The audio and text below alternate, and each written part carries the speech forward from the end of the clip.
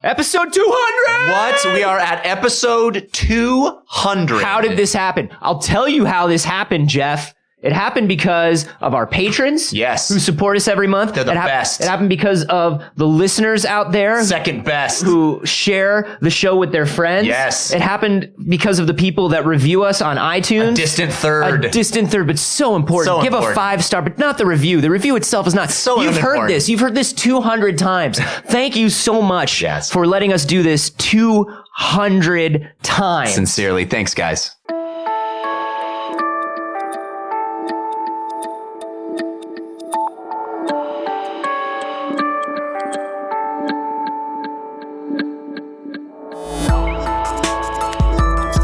Dance however you want to dance, drunk uncles. That's on, Drake is saying it's okay by dancing like one of you. Yeah. It's a beautiful He's video. speaking for all the drunk uncles. He's speaking for all of us. He's speaking for humanity, Jeff. I don't doubt it. Hotline bling. I don't like that it's an iTunes, an Apple Music exclusive to watch the video, though. I got a lot of problems with that. Really? That's where you're drawing the line? Put that shit on Vivo, dude. I want to watch it. All right. That's all I'm saying. This is We Have Concerns. Hi, Jeff Canada. Hi, Anthony Carboni. Hello, concerned citizens. I want to talk about the brain. Yep. I always do. I know you do. You love that brain. I want to talk about transcranial magnetic stimulation. You always want to talk about that too. You want to electrocute that brain. It's electromagnetic energy applied to specific areas of the brain. Yeah. And what they've found is applying it to certain areas, language processing areas, increasing the amount of electrical current that goes into your brain, into that area, makes you better at speaking foreign languages and learning them. You can get better at math. You can also shut down current in an area. They've shut down people's verbal language centers, and all of a sudden they can't speak. I don't want that. No, it's kind of creepy. Yeah. But it's awesome. It's brain as machine is fucking awesome. It definitely feels like a human being is just a computer. Let's overclock that shit, dog. Yeah. I'll overclock that shit. I mean, look. Let's talk. Can we liquid cool it? That's what I'm worried about with the transcranial magnetic stimulation is I've overclocked a computer before. Yeah. Things get a little unstable sometimes. Not good. The lifetime of the processor kind of goes down a little bit. Yeah, well, you're pushing it beyond its intended limits. We don't know what happens to people if you apply this all the time. It's being tested mostly for therapeutic uses, for educational uses, for people that have damage to specific areas of their brain or certain things that are keeping their brain from functioning properly, yada, yada, yada, et cetera, et cetera, et cetera. A new study with the University of York and UCLA working together. Okay. Shocking people's brains. Shocking people across the pond. Across the pond, connected by our love of shocking brains. Yeah. Two things we both love as cultures. Shocking brains. Shocking brains and Doctor Who. That's what we love. Yeah. That's what we love. It really comes from the same place, I think. Yeah, we're also united in thinking Torchwood was fine. Torchwood was fine, but Shocking Brains, Shocking Brains, hey, now we're on to something. Here's the deal. There is a part of your brain called the posterior medial frontal cortex. Easy for you to say. Is it, Jeff? Posterior medial frontal cortex. It is the part of your brain that is involved in detecting and solving problems. One of the parts of your brain. This is your Sherlock brain. Yeah, which is another thing we both love. Yeah, another thing across the pond. Yeah. Get that good Sherlock. Whew. Not that crappy Robert Downey Jr. Sherlock. Whoa! That's crappy. Whoa! I want Cumberbatch Sherlock. Come on. I like them both, and we cannot get into this right now. We cannot get into this. But if you had to choose one, you're going to choose that Cumberbatch. Come on. Not going to choose Downey. Don't make me say it. Don't make me say it. I don't want the backlash. I don't want the backlash. Don't make me say it. All right. I got a lot of problems with that series. We'll talk about it at a later date. You got problems with Cumberbatch? No problems with Cumberbatch. Don't make this about Cumberbatch. I think you're making it about Cumberbatch. I'm not making it about Cumberbatch. Anyway, the posterior medial frontal cortex. It's problem solving, but they also were like, hey, I wonder if it's connected to ideology. Because a lot of us, when we can't solve a problem, turn to ideology. We turn to belief, preconceived notions about things that have worked before in the past. We've talked about this. It's a survival skill. Right. You don't want to waste too much time thinking about a problem that's unsolvable. You want to move forward and stay alive. That's what your brain does. Yeah. So they were like, I wonder if we turn this off with a little brain shocking. Yeah, shocking brains. Would people be forced to solve this problem without getting into their ideology? And what would happen? Could they solve the problem? Would the ideology go away? Would they fall back on it? Ideology in this case specifically being religious belief and nationalistic belief. Okay. So what happened? Oh, Jeff. Oh, Jeff. So they put two groups of people into different areas. One had the real stimulation going on. The other had a fake one going on. And they basically... I love the idea of fake cranial stimulation. Yeah, what is that? I think it's just... Are you just scratching my head? It's just they put a vibrating cell phone on your head. Yeah. It's like that thing that you see at the like at a Brookstone? Yeah, Brookstone, exactly. They just put a Brookstone head massager on you. They're just sitting there. All right, Mr. Stevenson, we now have you under the magnetic stimulation. Oh, it just doesn't hurt nearly as much as I thought it was going to. No, it's not going to hurt at all, like we told you. And now we're going to ask you some questions. Okay. Oh, that's kind of comfy. That's kind of nice. Would you be interested in this cap that has a cutout with a little water bottle that spritzes you when you're hot? That actually looks like it could be very useful. Yeah, it's very, very useful. What about this Bluetooth speaker? Oh, look at that. Yeah. Hey, look, does it work with my cell phone? Yeah, it does. Oh, my goodness. What if I told you that chair that you're sitting in is a reclining massage chair? Oh, can I just... Whoa, look at that. That's very nice. Yeah. Wait a minute. How come you're wearing a name tag? So you know who I am? All the doctors wear name tags and beige jumpers? Oh, I'm not a doctor. What? You're in the airport. Oh, well, that explains the pat down that I got on the way in. No, that was just me. So no, they basically asked people to read two essays.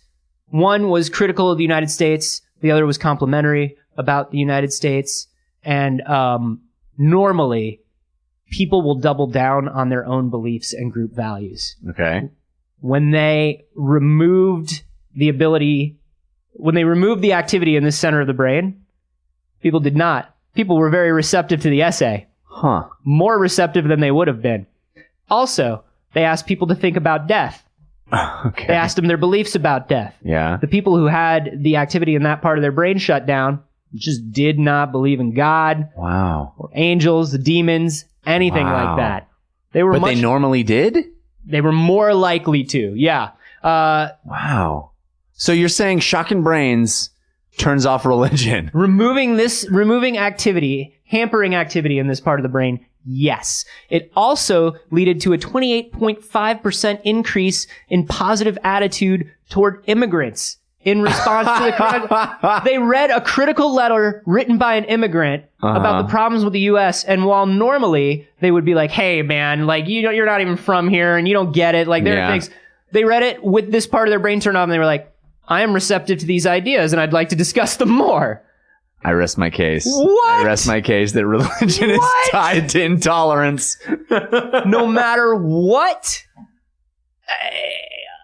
No matter what problems or threats we face, according to these findings, we use the same mental machinery to work our way through them. And when we cannot find a problem, we go to the most immediate and easy answer, which is the answer we already know. Huh. So we can literally turn that part off and you can be like, no, I'm open to finding out more. Yeah. You can turn off your preconceived notions. You can. You can flip them with a switch. Wow. You just turn off your preconceived notions. Wow. I'm glad you came home for Thanksgiving. I know it's been a few years, and your mother and I are really happy to have you. Yeah. Well, college has really opened my heart, and I'm really willing to give this another shot, Dad. Oh, that's great. That's great. And we saw your pictures on the Facebook of how you're doing at college, and it looks like everything is great. I'm super glad you're on Facebook, Dad. Seems like a lot of Jews. Dad, I brought something home with me from the from the science department. Oh God, is it a Jewish girlfriend? No, it's not a Jewish girlfriend. It's a little device. I just want you to put it on your head for once. You said something, and I assumed it was a Jew because you didn't use a personal pronoun. Dad. Yeah, I am also dating a Jewess. Whoa. Whoa. Which is not the way she likes to be referred to. But it's okay. I want you to put it. It looks like I put a. I nearly came out of character there.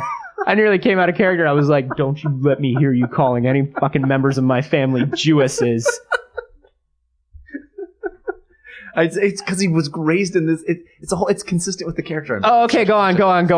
So Dad, fucking Nazi. I took this. I took this from the science lab, and don't worry. I put a Chicago Bears cap around it. So Go Bears! Yeah, there you go. Okay, now just put that on for a second. I'm gonna fire it up. All right. Okay. So you what? Can take it off now. Now I want you to meet someone. This is the love of my life. Her name is Sarah. Sarah, this is my dad. Hey, it's great to meet you, Sarah. We're really, really happy to have you here. Thanks so much. I'm so excited to be here for Thanksgiving. Oh, we're so happy to have you. Your home is very beautiful. Oh, thank you very much. Thank you. You know, we work real hard. I'm just going to take 1 second and just smack your son real quick because I was in the other room and I overheard everything he said earlier. I'm just going to just real quick. Ow! I'm sorry. You see, they're violent. Oh, Dad, you might need to put this hat back on.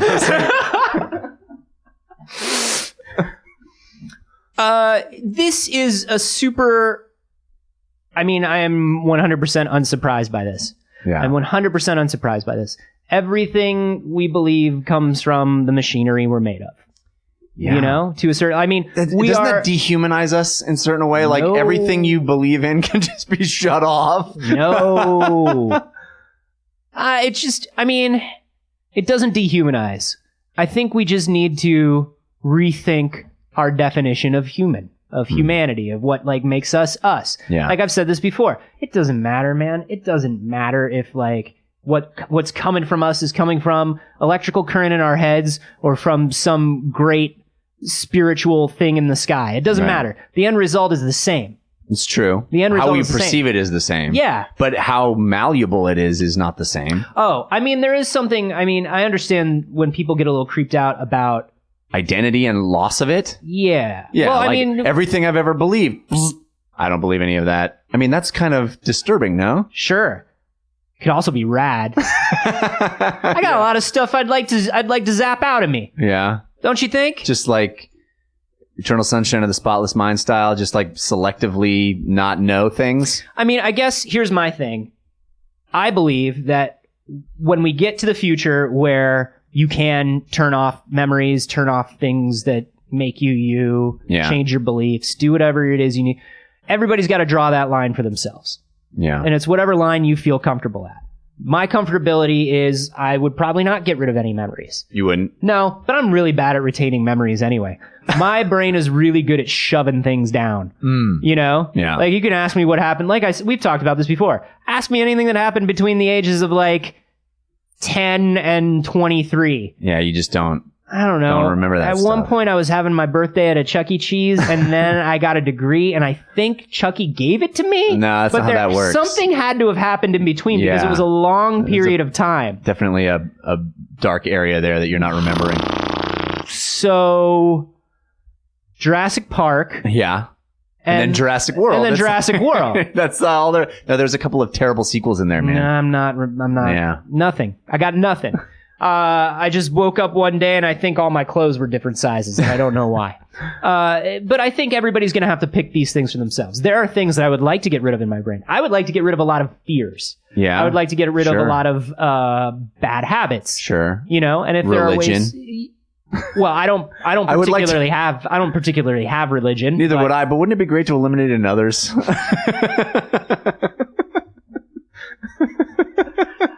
I think that's exactly what the religious people are afraid of. Yeah. I that's probably why this will never happen. But I will say this. If you gave me a gun that shot the religion out of people... Oh my God. You know what I mean? That's a bad delivery device for that. We could have put it in anything. It could have been in a gun. It could have been in a toaster that shoots religion out of you. I'm gonna go John Woo style. I got two. I got two on my waist. I got two hidden in my wrists. Like that scene in Kingsman. Yeah, I got where one. he goes into the church and just lays waste to belief. Got one in an ankle holster. Oh boy. Oh yeah. And I'm just running. I'm just running down the street. Probably in Utah somewhere. Shooting faith out of people. Spitting doves flying everywhere. Oh, man. Just hitting people with it. Yeah, you're Boom, just the John right. Wick of atheism. That's what I...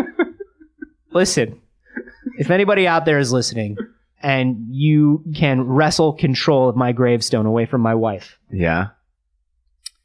I want you to put on my gravestone, Anthony Carboni, the John Wick of atheism. At least he died doing what he loved. He lives forever. He's not really here. At least he died doing what he loved, eliminating faith in people. And then I want a weird, like around the outline of it. Yeah. I want a bunch of weird symbols that look like they could potentially be letters or a clue to some treasure. There you go. And then I don't want to be buried in that grave. I want to be cremated. So when somebody digs me up, it's empty. And on the inside, I want a Post-it note that just has a map to an Arby's in Bethesda, Maryland. Like that's maybe where the secrets lie. Well, we have to honor your wishes. You have to do it. That's the thing that I know about dying is when you're dying and you have a dying wish, everybody in the world has to do what you say. Hi, welcome to Arby's. This roast beef is on special, and no, there are no Carboni secrets housed in our walls. Okay, but I found this Post-it note. Do you want in a the coffin. Roast beef sandwich or not? I'm sick of answering these questions. Oh, I get what you're saying. Sure. I'll do a big giant. Okay. Extra horsey sauce. Got it. Have you ever seen these symbols before? No, I haven't seen those symbols, but if you order the fries, maybe I'll tell you more. Okay. I'll take the fries. And 1 large order of fries, extra symbols that refer to the next location. Just write it right on the inside of my burger wrapper. And I'll just look at it. You don't have to tell anyone. I don't want to get you in trouble. Go out to the car and open it up. Fuck off and leave me alone. I'm 16 and I hate my life. That's your legacy, Carboni. That's your legacy. Ruining the lives of 16-year-old Arby's employees. He was the John Wick of ruining the lives of 16-year-old Arby's employees. Here's the thing, Jeff. Yeah. If I may play devil's advocate, because we are not being transcranial stimulated and we can agree that maybe there's a devil right now. Speak for yourself.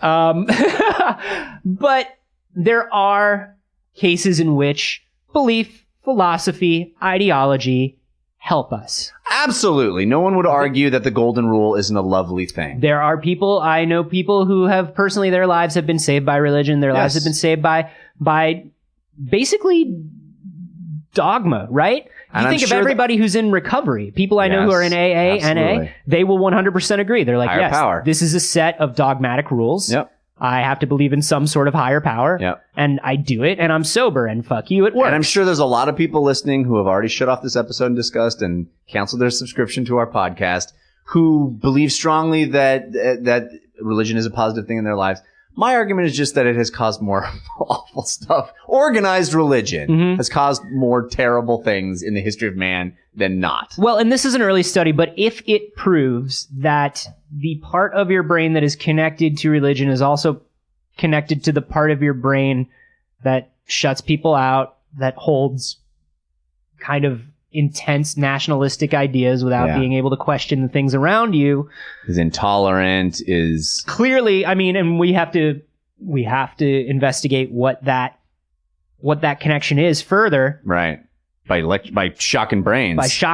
By giving me a gun or 6. I don't think it needs to look like a gun. It could look like anything. It could look like a football, like a rocket launcher. Well, that's also a gun form. I'm talking about. It could look like a candy cane or katana. And when I hit people with it, I I think maybe we're sending the wrong message with just from a marketing perspective. I just think maybe if it looked like a teddy bear or some sort of... Or a scythe. Well, I mean... Scythes are cool. Scythes are cool. I'm not going to argue about how cool scythes are. Scythes are super cool. So let's keep that on the table. All right. But let's just take gun, katana. Well, katanas are super cool Katanas are super cool. I feel like anything with a blade stays on the table. Okay, we'll keep blades on the table. It's reverse TSA rules. Well, let's just take off anything that... reverse TSA rules. Explosives, guns, and water are all on the table. They're all on the table right now. Lay them all out on the table. You can have more than 6 ounces of anything on the table at the moment. It's got to be more than 6 ounces. It's reverse TSA rules. It's reverse TSA rules. That's how we should throw a reverse TSA party. I would love to. We should throw it at an airport. We should not throw it at an airport. You're encouraged about joking about things exploding. You're encouraged, because they say Let me tell you something. Never joke. It's a lot of fun, but it's also marginally terrifying to go through the TSA on opposite day.